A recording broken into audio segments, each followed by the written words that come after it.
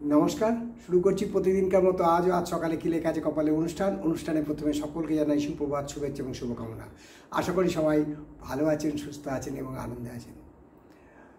প্রতিদিনকার মতো আজও দেবো দিনের পরিচিতি, সূর্য উদয়, সূর্য অস্ত, তিথি, শুভকর্ম, গঙ্গায় জোয়ার ভাটা এবং দিনের স্মৃতিচারণ। তাই সবার আগে দিনের পরিচিতি। আজ 6ই আষাঢ় 1432 গুপ্তপ্রেস এবং বিশুদ্ধ সিদ্ধান্ত মতে, আর ইংরাজির 21শে জুন 2025।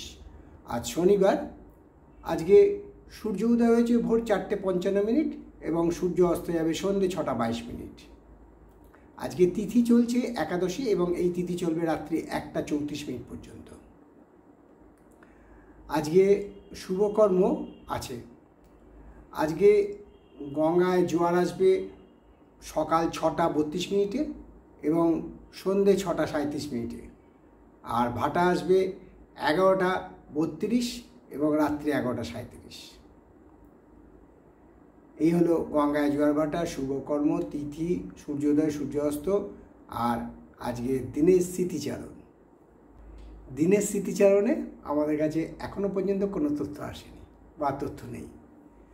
তাই এবারে আমরা আপনাদের বলি, জ্যোতিষশিক্ষার আসর নিয়ে আমরা যে আলোচনা করি রোজ সামান্যতম এই অনুষ্ঠানে, জ্যোতিষশিক্ষার আসর তো আলাদা আছে, সেইখানে আমরা বিশদ আলোচনা করি, কিন্তু এই অনুষ্ঠানেও আমরা প্রতিদিন কিছু না কিছু টিপস দিতে থাকি যাতে আপনারা আরও বেশি এনার্জি পান। আজকে বলছি যে রবির মহাদশায়, শুক্রের অন্তর্দশায় কি হতে পারে জানবেন। এই দশায় বিশেষ করে দাম্পত্য কলহ বৃদ্ধি পায় এবং অনেক সময় বিবাহ বিচ্ছেদ হয়ে যায়। তাই শুক্রের অবস্থান এবং রবির অবস্থানটা দেখে নেবেন, দেখে নিয়ে আপনি ভবিষ্যৎবাণী করতে পারেন।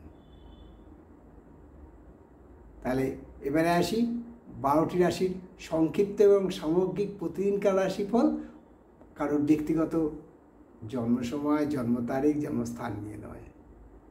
তাহলে দেরি কেন, শুরু করি প্রতিদিনকার সংক্ষিপ্ত এবং সামগ্রিক রাশিফল। মেষ রাশির জাতকদের যারা শিক্ষার সাথে যুক্ত আছেন বা বিদ্যার্থী, তাদের আজকে ভালো দিন। তারা শিক্ষায় অনেকটা অগ্রগতি করতে পারবেন এবং কোনো প্রতিযোগিতামূলক পরীক্ষা থাকলেও তাতে সাফল্য লাভ করবেন। তবে পেটের কোনো সমস্যা হতে পারে। বৃষ রাশির জাতকদের আজকে ডিপ্রেশন থেকে মুক্তি। এই বৃষ রাশি জাতকরা আজকে অনেকটা এনার্জি, মানে আমরা যাকে বলি অক্সিজেন পেয়ে যাবে। বৃষ রাশির জাতকদের আজকে শরীর ভালোই যাবে।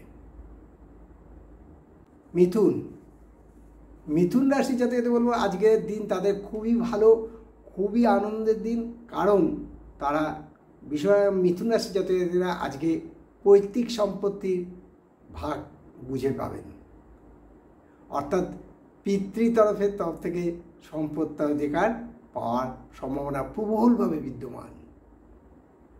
তবে হ্যাঁ, যাদের বাতের রোগ আছে তারা একটু সাবধান।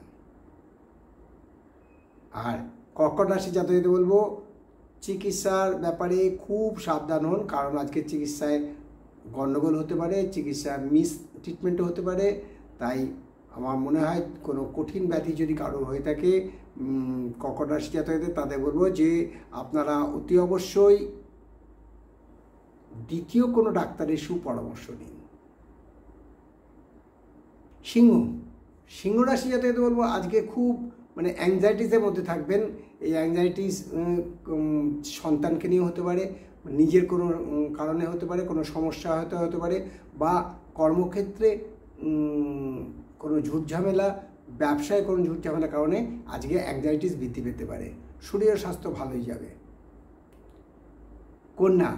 কন্যা রাশির জাতকদের আজকে প্রাপ্তিযোগ প্রবলভাবে বিদ্যমান, কোনো আর্থিক প্রাপ্তি পেতে পারেন।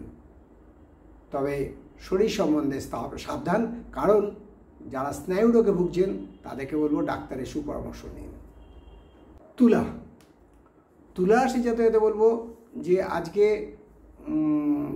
ঝগড়াঝাটি না করে, যে যত বড়ই শত্রু হোক বা যত বড়ই মিত্র হোক, তাদের সাথে ঝগড়াঝাটি না করে একটা আন্ডারস্ট্যান্ডিং পয়েন্টে যান, তাতে আপনারও ভালো হবে, কোনো সমস্যাই হবে না, শরীর স্বাস্থ্য ভালো। আর বৃশ্চিক রাশি জাতকদের বলবো যে আজকের দিনটা মোটামুটি আনন্দেই যাবে, তবে গাঁটের ব্যথায় কষ্ট পেতে পারেন।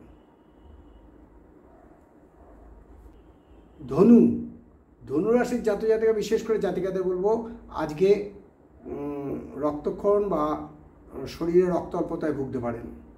রক্তক্ষরণের সম্ভাবনা প্রচণ্ডভাবে বিদ্যমান এবং খুব সাবধানে চলাফেরা করা উচিত আজকের দিনটার জন্য। আর মকর রাশির জাতকদের বলবো কিছু করার আগে একটু ভেবে নিন, যাতে পরে সমস্যার সৃষ্টি না হয়। শরীর ও স্বাস্থ্য মোটামুটি ভালোই যাবে। কুম্ভ রাশির জাতকদের বলবো আজকে না মানে নৈরাশ্য বলে না যে কিছু হবে না, এরকমভাবে একটা চিন্তাধারা থাকবে। নেগেটিভ চিন্তা আজকে বেশি বৃদ্ধি পেতে পারে, তাহলে শিব নাম জপ করবেন, এই নেগেটিভ চিন্তা কমে যাবে, শরীর স্বাস্থ্য ভালোই যাবে। আর মীন রাশির জাতকদের বলবো যে আজকের দিনটা মোটামুটি ভালোই যাবে, আয়ও শুভ আছে, শরীর স্বাস্থ্য মোটামুটি ভালোই থাকবে। এই হলো 12টি রাশি নিয়ে আজ সকালে কী লেখা আছে কপালে অনুষ্ঠানে 12টি রাশির সংক্ষিপ্ত ও সামগ্রিক রাশিফল, কারোর ব্যক্তিগত জন্ম সময়, জন্ম তারিখ, জন্মস্থান নিয়ে নয়। আপনাদেরকে আবারও বলি যে আপনাদের অনুষ্ঠানটা কেমন লাগছে জানাবেন। আর আমাদের অনেক অনুষ্ঠান আসছে আপনাদের জন্য, তাই শেষ করার আগে বলি মা দশমহাবিদ্যার কৃপায়, দেবাদিদেব মহাদেবের কৃপায় এবং শঙ্খচক্র গদাপদ্মধারী নারায়ণের কৃপায় সবার মঙ্গল হোক, সবাই সুখে থাকুক, আনন্দে থাকুক, এই কামনাই করি। তাই শেষ করার আগে আবার বলি ভালো থাকুন, সুস্থ থাকুন, আনন্দে থাকুন। কাল সকালে আবার দেখা হবে। নমস্কার।